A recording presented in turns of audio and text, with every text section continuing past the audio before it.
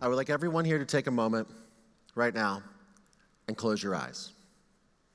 Go ahead, close your eyes, please.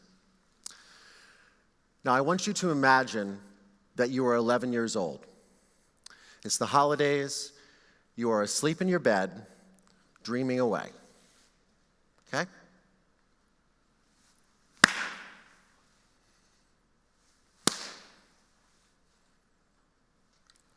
Now open your eyes. Those two sounds, those thuds, are what woke me up on the morning of December 31st, 1989.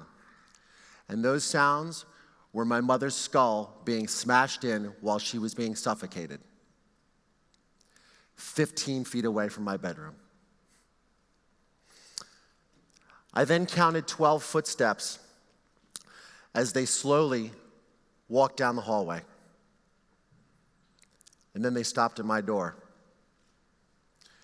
I knew at that moment that if I had looked up, I wouldn't be standing here today. 25 days later, police exhumed my mother's body from underneath my father's new home in our neighboring state of Pennsylvania. Little did I know at that moment that I was about ready to embark on a journey to discover what resilience is, to turn my why into what now, and to realize that sometimes the answer that you seek is not necessarily the answer that you need.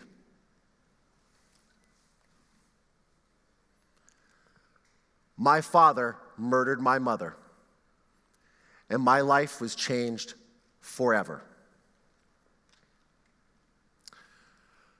Just as my mother's skull was smashed in, so was the innocence of my youth.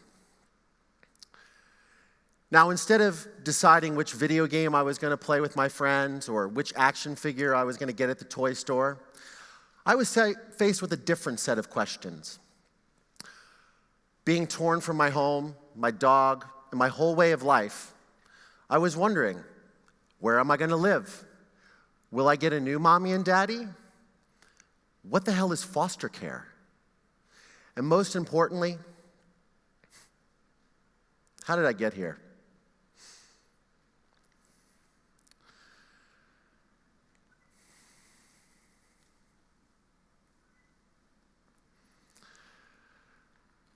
My father's selfish act turned not only my own life upside down, but affected an entire community.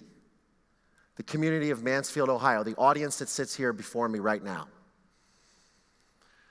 And little did we know that our tiny town of 25,000 people at that time was going to be thrust into the national spotlight for a trial that was so horrific in its nature.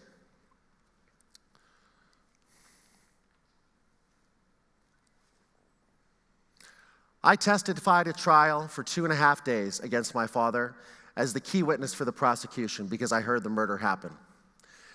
And I worked with them because I was angry, I was hurt, but I was determined.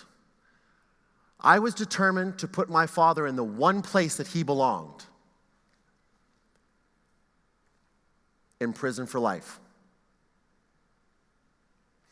Little did I realize that when I testified at trial, I was actually working through my own trauma because I was going through an action because at that point in my life, I felt like I had no control over anything. I had no say where I was going to live. I was stuck in a foster care home I didn't want to be in. I was separated from my family, and I was abandoned by my family. But the one thing that I could do, that I could make a difference in, is testifying.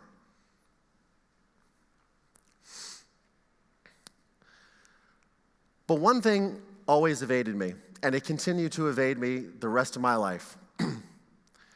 Why? Why did my father, my own flesh and blood, commit such a horrific and heinous act? And how could he so selfishly turn not only his own life upside down, destroy my mother's life, but destroy and affect an entire community that was so connected to this trial?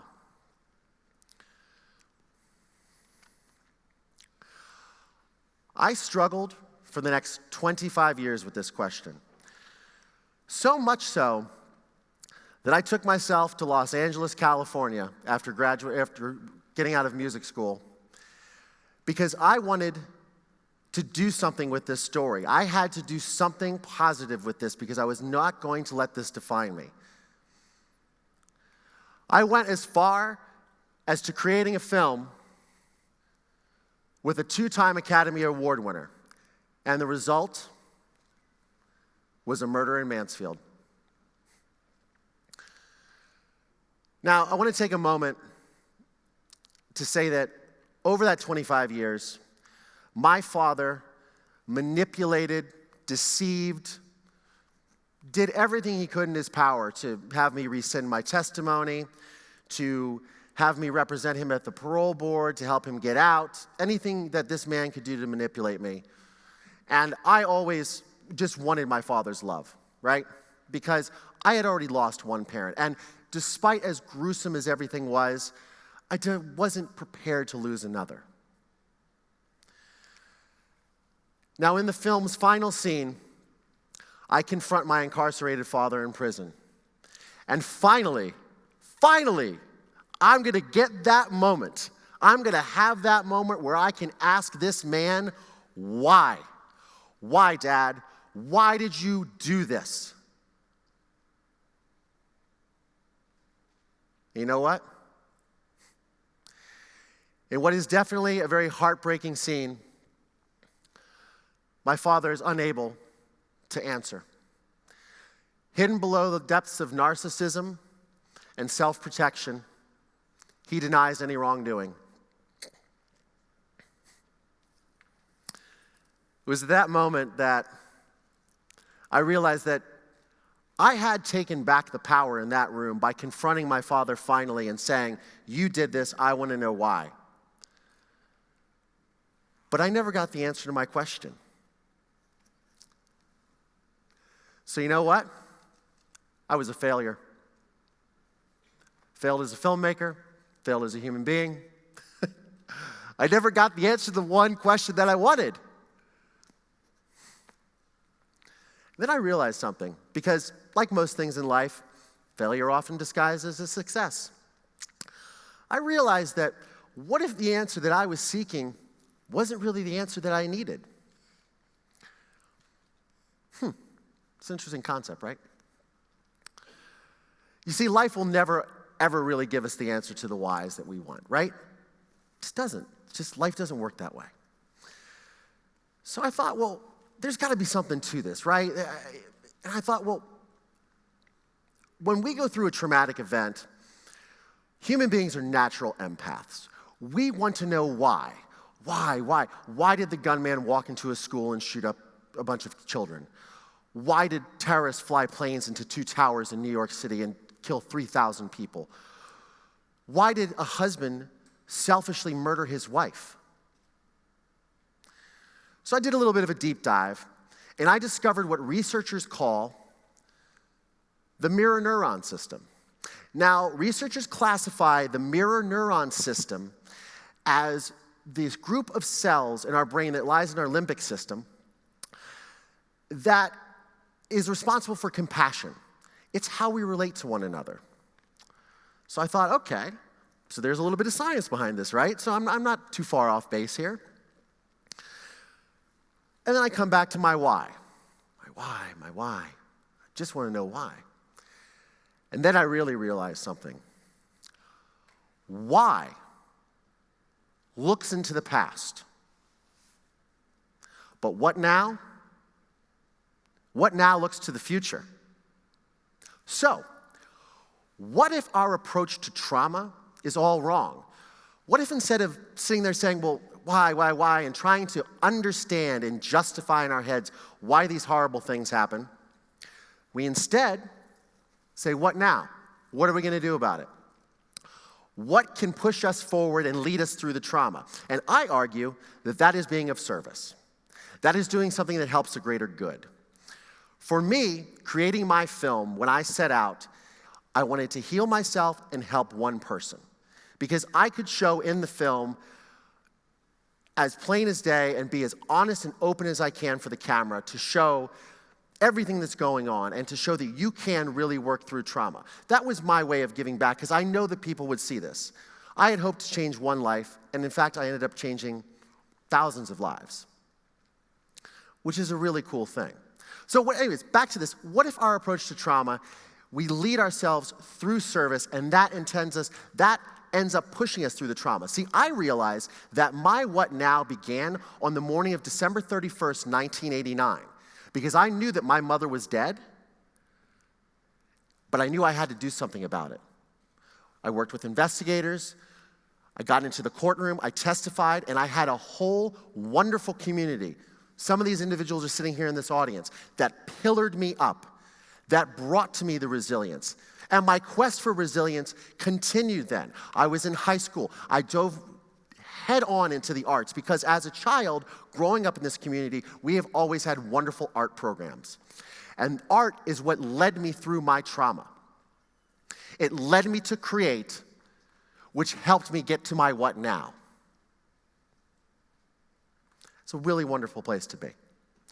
And that community continues to be with me as I work in Los Angeles as a filmmaker, because I have a different group of friends now and a different community, a more expanded community that also supports resilience and that also understands the what now of the world. But don't just take my word for it, because when you go through these types of things, you end up making other friends. This is my friend James Gribble, or Gribbs, as he likes to be called. In 2008, James set off on a life-changing journey to travel the world for 2 years. His first stop was the African nation of Zambia, where he was going to fish for one of the world's rarest and most prized fish to catch, a tigerfish. James arrived at this remote island on the Zambezi River, sat down on a stool and was dehydrated, fainted onto sand, and broke his C4 and C5 vertebrae, and became a quadriplegic immediately. But Gribbs didn't say why. In fact, his father was a rugby coach, took to his immediate rehabilitation. His whole family rallied around him, and James often said, "You can't feel sorry for me because I don't feel sorry for me. I'm on my journey." And through doing that, James had a passion, which was golf. And James was determined to get back on the links, determined to rehabilitate himself. So tens of thousands of hours of rehabilitation, James partnered with a company in Germany and helped to bring to market a device called the Paragolfer, which put James back on the links. Now, the Paragolfer is designed to help spinal cord victims, stroke victims get back and play sport. James is also someone who took his why, put it in the past, and faced the what now. And the work that he's done has been adopted by doctors and clinicians in his native country of Australia to treat spinal cord injury.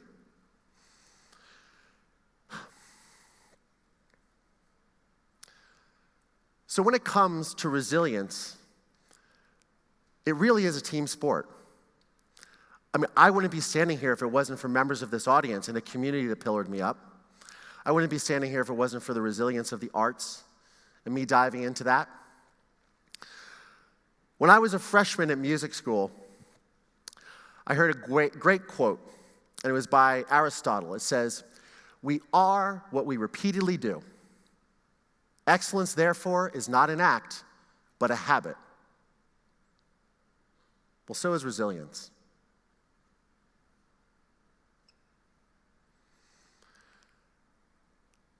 I'm here to say, biography is not destiny. You can be both the author and the audience of your life. Thank you.